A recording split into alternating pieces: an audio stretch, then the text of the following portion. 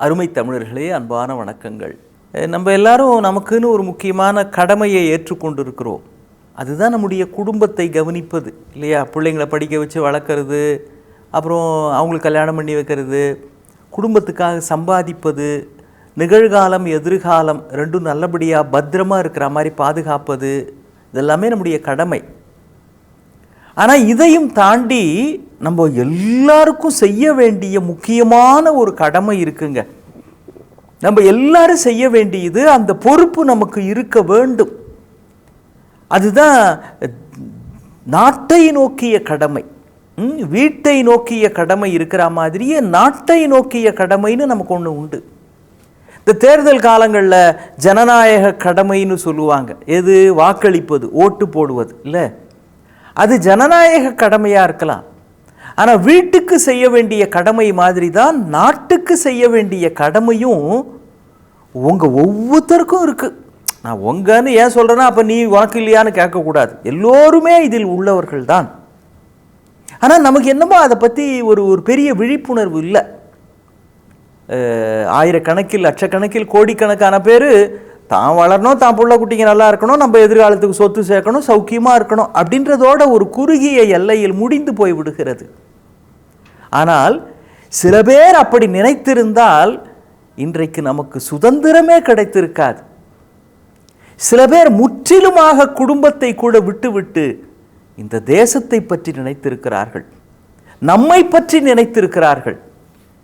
அவர்கள் வாழ்ந்த காலத்தில் நாமெல்லாம் பிறக்கக்கூட இல்லை. அப்பொழுதே நமக்காக ஒரு அற்புதமான நாடு அமைய வேண்டுமே என்று அவர்கள் கனவு கண்டிருக்கிறார்கள். ஒரு 4 கிழமைன்னா நம்முடைய தாய்மார்கள்லாம் விதவிதமாக நகை அணிவார்கள் இல்லையா? அணிந்து கொள்வதற்கு தங்க நகை இருக்கோ இல்லையோ கவரிங்காவது போட்டுக்கிட்டு போனோம்னு ஆசைப்படுவாங்க. ஆனால் ஒருத்தர்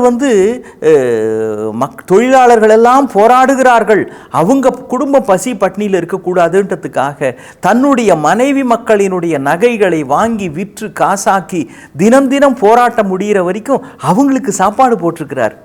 யார் தெரியுங்களா? நம்ம கப்பலோட்டி தமிழன் வ.உ.சி. ஐயா தான். அவர் சிறையில் செக்கிழுத்தார். அப்போ செக்கிழுக்கிற பொழுது, ஐயா உங்களுக்கு வலிக்கலையா அப்படின்னு கேட்குறாங்க. அவர் சொல்கிறாரு, நான் செக்கிழுக்கிறதாவே நினைக்கல, பாரத மாதா உட்கார்ந்து இருக்கிற தேரை இழுப்பதாகத்தான் நினைத்தேன், அவளை தேரில் வைத்து இழுப்பது எனக்கு பெருமை அல்லவா அப்படின்னு பதில் சொல்லுகிறார். அப்படிலாம் அரும்பாடுபட்டு அவர்கள் உழைத்த காரணத்தினால்தான், வீட்டை விட நாட்டுக்கு ஆற்ற வேண்டிய கடமை பெரிது என்று அவர்கள் நினைத்த காரணத்தினால்தான் நாம் இன்றைக்கு நன்றாக இருக்கிறோம். ரயில் பெட்டியில் காந்தியடிகள் போய்கிட்டே இருக்கிறாரு. அப்போ எதிர்த்தாப்பில் ஒருத்தர் வாயில் வெத்தலை பாக்கு போட்டு உமிழ்கிறார். காந்தி அதை துடைக்கிறார். மீண்டும் மீண்டும் அவர் உமிழ்கிறார், துடைக்கிறார். இறங்க வேண்டிய இடம் வருது, காந்தி இறங்குறாரு.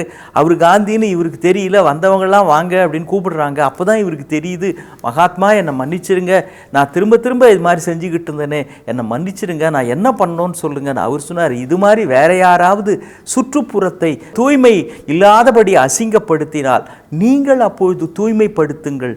நாம் சுற்றி இருக்கிற சூழலை நன்றாக வைத்து கொண்டால் அது கூட ஒரு தேசத்துண்டு தான் அப்படின்னு காந்தியடிகள் சொல்லியிருக்கிறார்.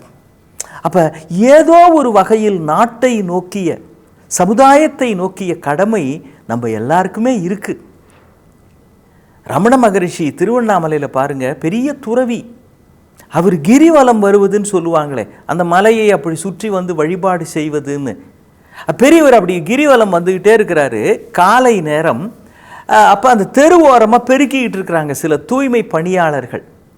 இவரை பார்த்த உடனே வேக வேகமாக ஓடி அவர் காலில் விழுந்து கும்பிடுறாங்க. அவர் சிரிச்சுக்கிட்டே சொன்னார், இருக்கட்டும், என்னோட ஆசீர்வாதம் என்றைக்கும் உண்டு.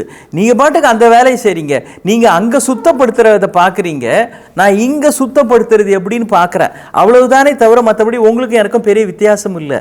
நீங்கள் சுத்தப்படுத்துகிற வேலையை ஒழுங்காக பண்ணீங்க அப்படின்னா உங்கள் கடமையை ஒழுங்காக செய்கிறதும் சாமியை கும்பிட்றதும் ஒன்று தான். கடமையை ஒழுங்காக செய்கிறதும் கடவுளை கும்பிட்றதும் ஒன்று தான். மேலே அது வேலை நடக்கட்டும் நல்லபடியா அப்படின்னு வாழ்த்தி விட்டு போகிற போக்கில் ஒரு மகத்தான செய்தியையும் நமக்கு சொல்லி இருக்கிறார். நிறைய பேர் வேலை செய்ய வேண்டிய இடங்களில் கூட சாமி கும்பிட்டுக்கிட்டு இருப்பாங்க. நான் சாமி கும்பிட்றது தப்புன்னு சொல்ல வரல, ரொம்ப முக்கியம்தான், அது உங்களுடைய தனிப்பட்ட விருப்பம். ஆனால் நாம் செய்கிற கடமையை சிறப்பாக செய்கிறோமா, வீட்டுக்காக உழைப்பது மாதிரியே நாட்டுக்காகவும் நாம் உழைக்கிறோமா அப்படிங்கிறத பற்றியும் சிந்திக்க வேண்டிய பொறுப்பு நம் ஒவ்வொருவருக்கும் இருக்கிறது.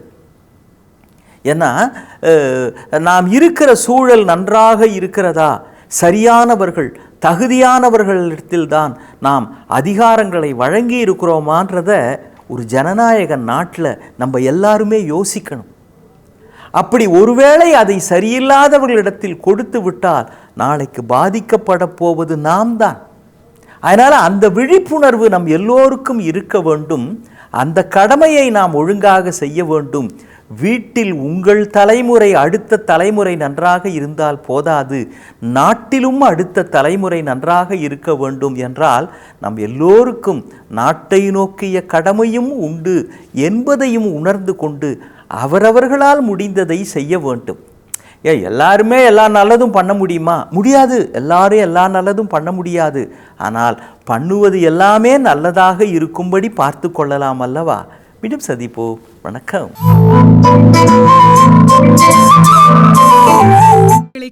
சன் லைஃப் சேனலை சப்ஸ்கிரைப் பண்ணுங்க.